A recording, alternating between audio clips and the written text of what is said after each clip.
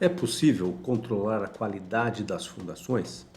Eu vou falar para você hoje que sim, é possível e através do controle de três itens: o controle quantitativo, controle qualitativo e o controle de desempenho.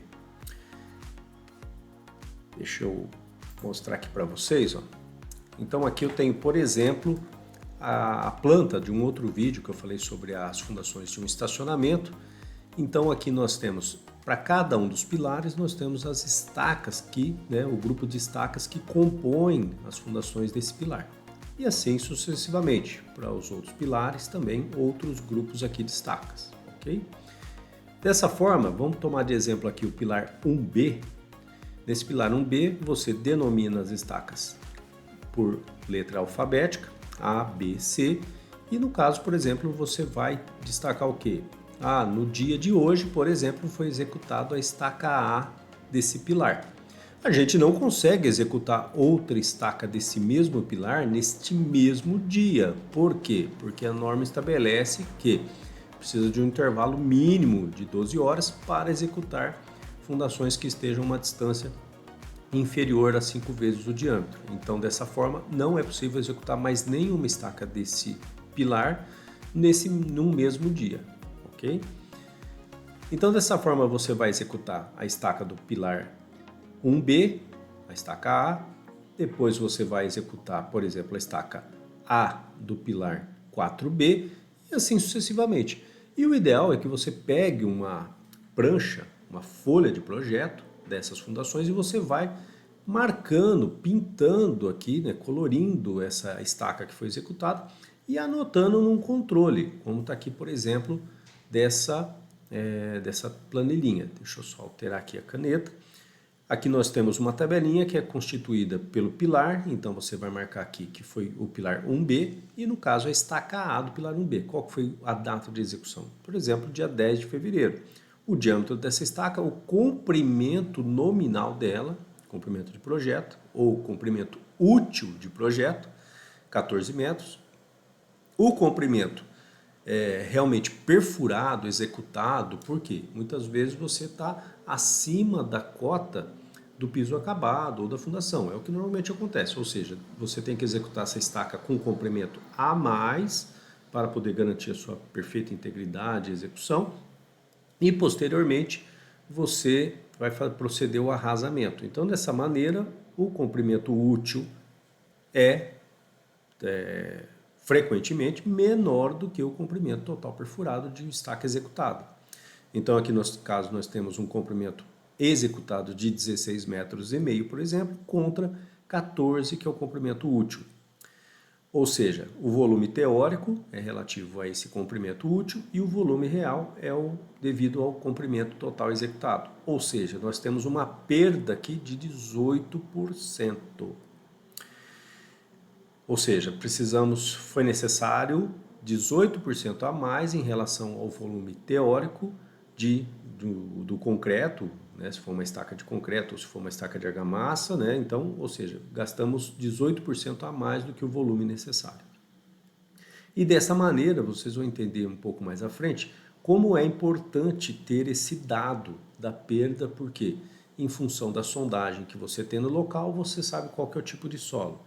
Se há presença de água, se não há, qual é a característica desse solo, a resistência dele, o NSPT médio ao longo do comprimento perfurado.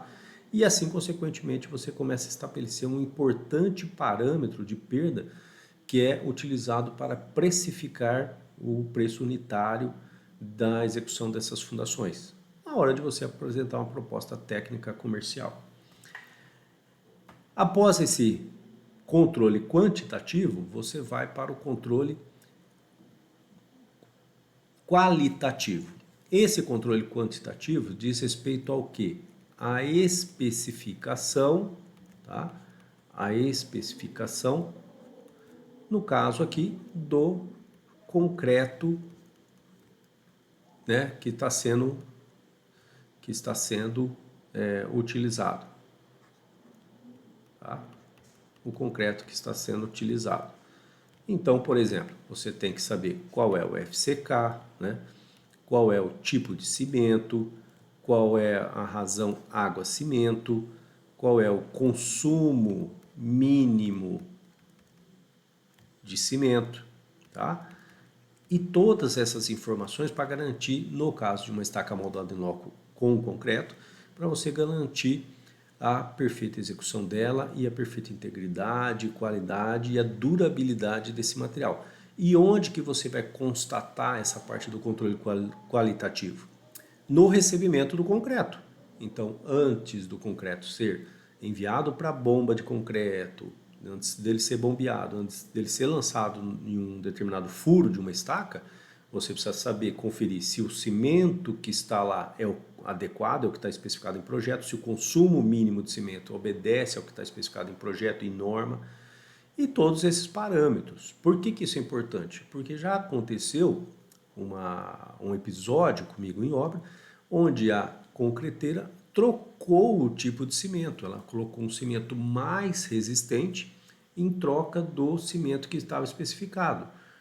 Por algum motivo ela fez isso, só que ela trocou um cimento CP2 por um cimento CP5 e não se atentou que nós estávamos executando, por exemplo, estaca hélice contínua. O que aconteceu?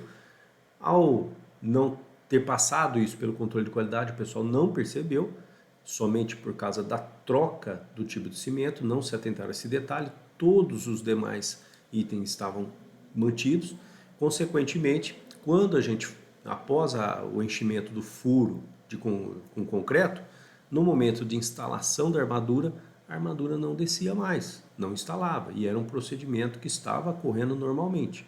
Ou seja, aí foi feito o quê? Uma paralisação do serviço, foi feita uma investigação ali no momento e, ao checar a nota, verifiquei que o tipo de cimento estava trocado, ok?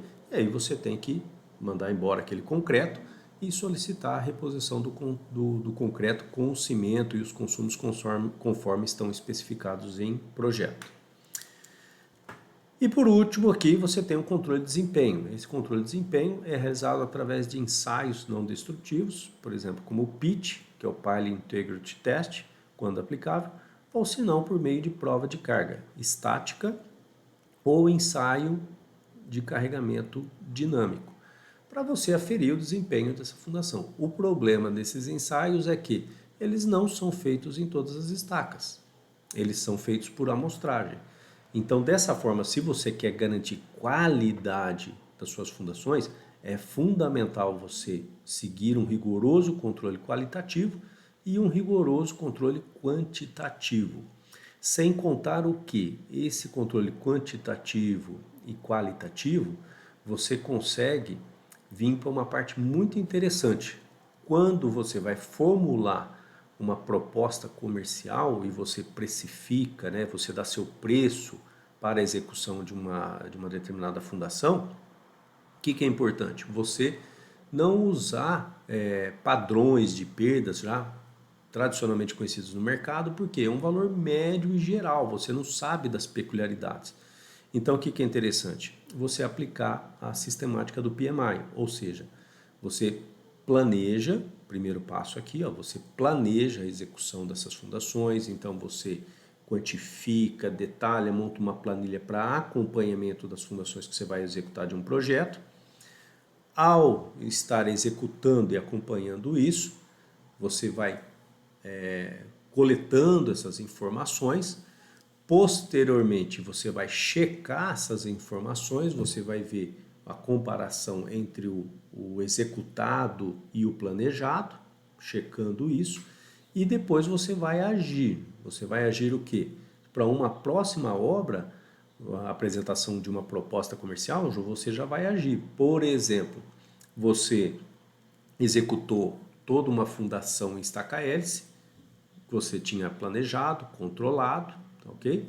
E você aferiu que a perda para um determinado tipo de solo, aquele terreno, por exemplo, numa cidade, um bairro ali, você sabe que o consumo para estaca hélice contínua que você aferiu é de 16%.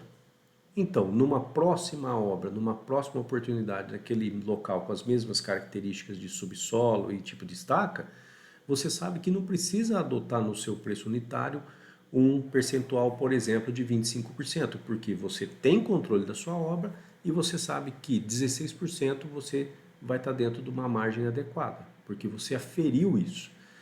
Então, dessa forma, você se torna mais competitivo, você torna a sua empresa mais competitiva, porque você tem controle e esse controle retroalimenta o seu banco de dados e propicia uma concorrência inteligente, uma concorrência de engenharia. Por quê? Porque você tem informações que você acompanhou, que você aferiu. E isso que eu estou falando aqui pode ser aplicado para qualquer atividade. Alvenaria, revestimento, ou seja, inclusive também estruturas de concreto armado. E por que é importante, pessoal, controlar a execução, né, qualitativa e quantitativa de fundações? Principalmente porque são estruturas que ficam enterradas e você não consegue posteriormente checar visualmente se essas fundações foram adequadamente executadas, ok? Então, vou pedir para você que se esse vídeo foi interessante para você, o conteúdo dele, que você curta, que você compartilhe, que você se inscreva no nosso canal para incentivar que mais vídeos como esse sejam produzidos. Ou que, se você tiver dúvida, mande uma mensagem para nós e solicite um aprofundamento em um determinado conteúdo, ok? Então, era isso que eu tinha para falar para vocês. Vou deixar aqui os nossos contatos, nosso canal e pedir para você se inscrever, curtir, compartilhar e salvar esse vídeo, ok? Um grande abraço, até a próxima.